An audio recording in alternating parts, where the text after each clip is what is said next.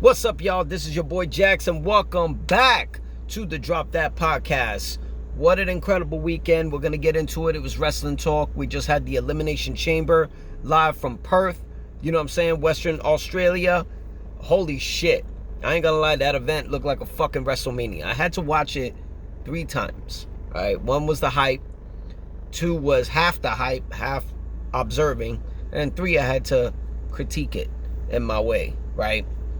But let's get into it. You know what I mean? We're going to get into the Grayson Waller effect first, then the Elimination Chamber matches, then we'll get into the main event. As far as we know, Grayson Waller effect, got Austin Theory, getting his shine on. Cody Rhodes and Seth freaking Rollins had an incredible entrance. Such a shame.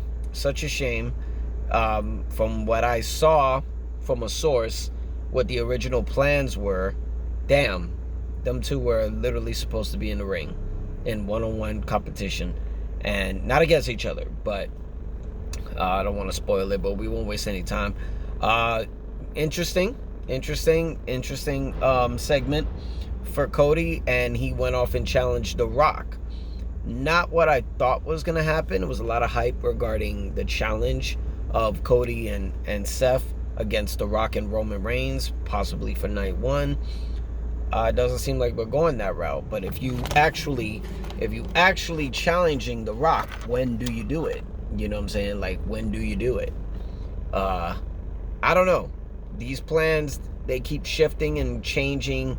We don't know when The Rock is going to be in the ring. To me, Elimination Chamber was a wasted moment where we could have got it. You know what I mean? I know the title is not so much of popularity, the Elimination Chamber as a premium live event, but it's in a fucking stadium on the other side of the world. In Australia, holy shit, they bring the fans. As you can see, they did. And it was only like 5-6 matches. But yeah, he challenged The Rock, so we don't know when the hell that's going to happen. Who the hell knows? We know that The Rock is scheduled to be on SmackDown for the next 3 weeks. Is it going to be in a match? I mean, it would make sense. He created the name SmackDown, name of the show. But we'll see. We got time. Let's get into the women's Elimination Chamber match. Congrats. Becky Lynch wins the match, and she's going to WrestleMania to challenge the Women's World Champion, which we'll get into at the end. Damn. I mean, they did say in the betting odds that Becky Lynch was favored to win the Elimination Chamber, but it's like usually when they're the favorite, it's, could go either way. Liv Morgan did not complete her task on her revenge tour, but she did pin Bianca Belair, which makes things very interesting for Bianca, judging that she's on a 3-0 winning streak at WrestleMania, fighting for women's championships. And now it's like it's uncertain what's going on with Bianca. I mean, some people say that's a possibility. That'll be the debut match for Jade Cargill. That'd be an interesting path to go. Maybe we get that. Jade versus Bianca.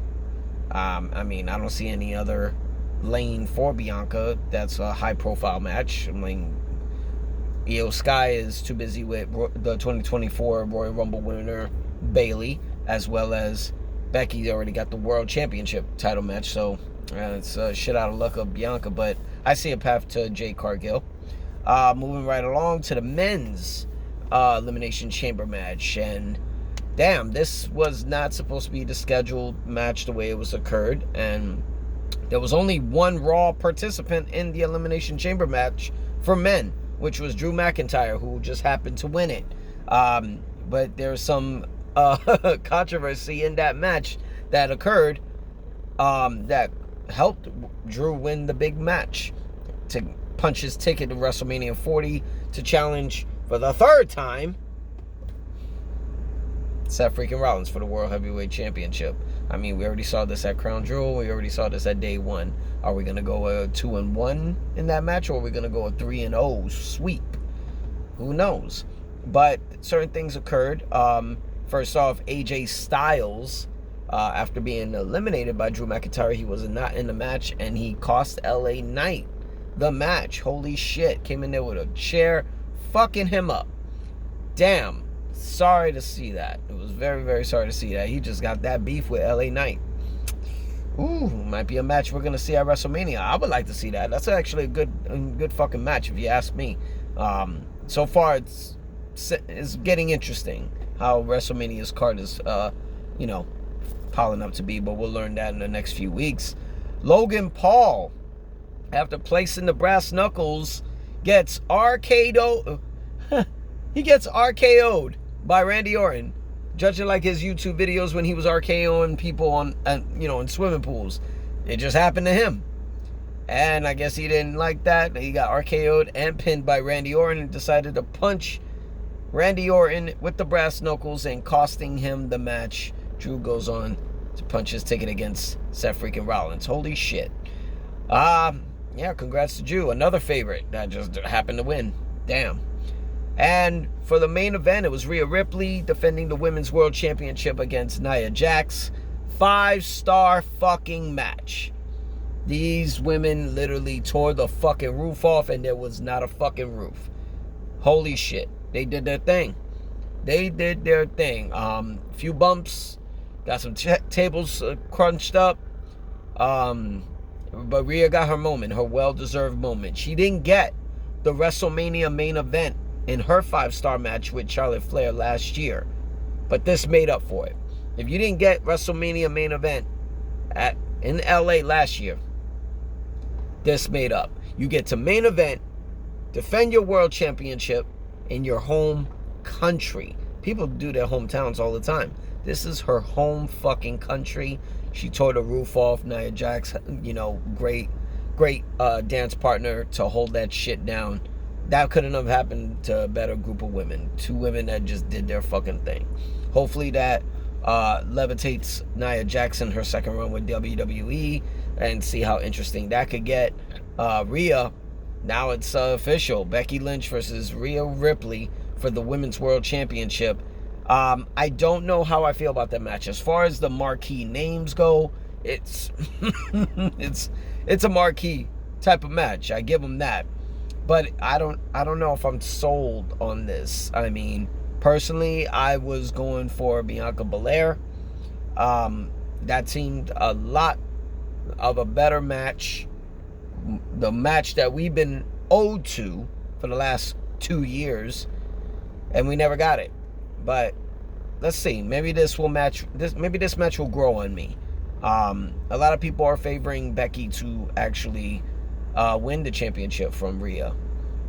That'd be interesting, and I would see how the hell. If it does happen, I don't think it's fair. It's happening one-on-one, fair and square. That could be the big revenge tour that leads Liv Morgan to get revenge on Rhea Ripley for putting her away for 6 months. Or who knows? Maybe Liv Morgan will find a way to get her name into that match in a triple threat. It's kind of pushing that the way Monday Night Raw actually occurred this week. Liv Morgan is pretty pissed off at Becky, costing her a match against Nia Jax. And Drew McIntyre and Seth freaking Rollins had their little promo together, and Drew had some interesting points. And so did Seth. Seth wants his help against the Bloodline. But Drew said, stop wasting time on the Bloodline, because all they're going to do is cost you the match, and they're going to taint my win. Interesting points. See how this occurs. But can't wait for SmackDown, when we will see the Bloodline, Roman Reigns, and The Rock. But till then, this is our episode of the Drop That Podcast. I'm your boy Jax. You can find us on youtube.com/@DropThatPodcast. Hit that subscribe button. Hit like. Stop being a bitch. Fucking come and join the fun. Come and join the conversation. We got more episodes coming for you. I've been tucking them in. I'm gonna release them this week. You know what I'm saying? Y'all be ready for that. And you can find us on X, formerly known as Twitter, at x.com/@DropThatPod_13. I'm your boy Jax. You guys have a safe one. Later.